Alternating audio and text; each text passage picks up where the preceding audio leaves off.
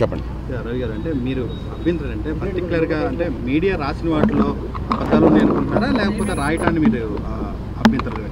ఎందుకంటే కాదండి, మీడియాలో అందరూ కాదండి, కొంతమందిని అంటున్నాను నేను. రవి గారు, ఆ రోజు మూర్తిరాజు గారు వచ్చారు, కానీ ఎట్ ద సేమ్ టైం ఒక బయట వ్యక్తి తోటి మీరు రెమ్యూనరేషన్ ఇచ్చి అక్కడ అదే రాంగ్.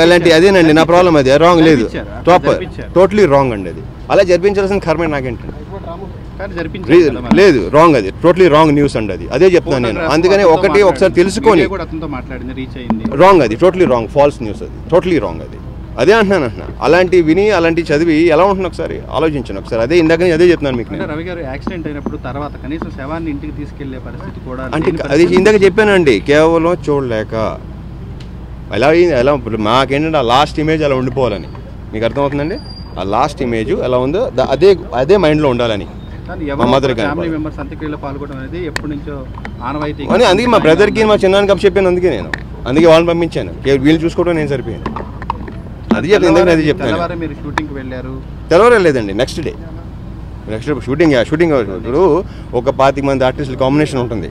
మళ్ళీ ఆ కాంబినేషన్ పట్టుకోవాలంటే ఎన్ని ఇబ్బందులు ఉంటాయో డెఫినెట్గా మీకు కూడా ఎంతో కొంత ఐడియా ఉంటుంది దాని గురించి. అందుకే చేయాల్సి వచ్చింది. మీరు ఆర్టిస్టులతో నవ్వుతూ సెల్ఫీ దిగిన ఫోటోలు రాంగ్ అండి. అసలు హరితేజ అనే యాక్ట్రెస్ ఇన్స్టాగ్రామ్ లో పోస్ట్ చేసేది కూడా మీడియా అంటే నవ్వుతూ అంటే కాదు. అక్కడ వచ్చేసరికి అంటే మీరు మీడియా రాసిన వార్తల్ని ఖండించకుండా మీడియా వ్యవహారాన్ని తప్పుపడితే అది వేరు. కానీ మీరు ఏమంటున్నారంటే రాసినటువంటి మీడియాని చాలా పత్రికలు రాశాయి, వాస్తవాన్ని రిపోర్ట్ చేస్తే కూడా దాన్ని మీరు తప్పుపడతారు. ఎందుకంటే అక్కడికి ఒక వ్యక్తి వచ్చాడు, ప్రసాద్ అని మీ ఇంట్లో పనిచేసే ఒక పూజారి, అతను మాట్లాడాడు, అతనికి రెమ్యూనరేషన్ ఇచ్చాడు, ఆ విషయాలన్నీ కూడా పత్రికల్లో వచ్చాయి.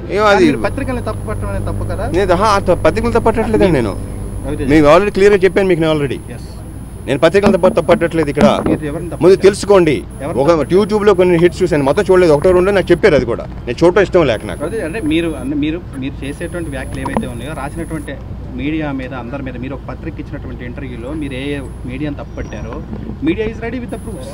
అంటే ఆ రోజు జరిగినటువంటి విషయాల మీద అదే అంటున్నానండి. వస్తాను మళ్ళీ చేసిన మాట వాస్తవం కదా. మీ మదర్ ఆ రోజు జరిగినటువంటి అంత్యక్రియలు కానీ వాటన్నిటిని కానీ ఒక 5-6 సార్లు కాల్ చేసి మీ మదర్ కానీ మీ ఫ్యామిలీ మెంబర్స్ ఫాలో అప్ చేసిన విషయాన్ని కూడా మీడియా ప్రస్తావించింది. దాన్ని కూడా మీరు తప్పుపడుతున్నారు. మీ బ్రదర్ అంత్యక్రియలకు వెళ్ళటం లేదా అనేది మీ వ్యక్తిగతమైన విషయం. కానీ మీడియా రాసినటువంటి విషయాల మీద మీడియాని మీరు బ్లేమ్ చేస్తూ ఉండటం అనేది ఎంతవరకు కరెక్ట్ అని కాదండి. నేను చెప్పేది రాంగ్ న్యూస్లు ఒక్కసారి ఆలోచించి వేయాలి, అంత దారుణంగా ఉండకూడదు అనేది నా పాయింట్ అండి. Thank you very much.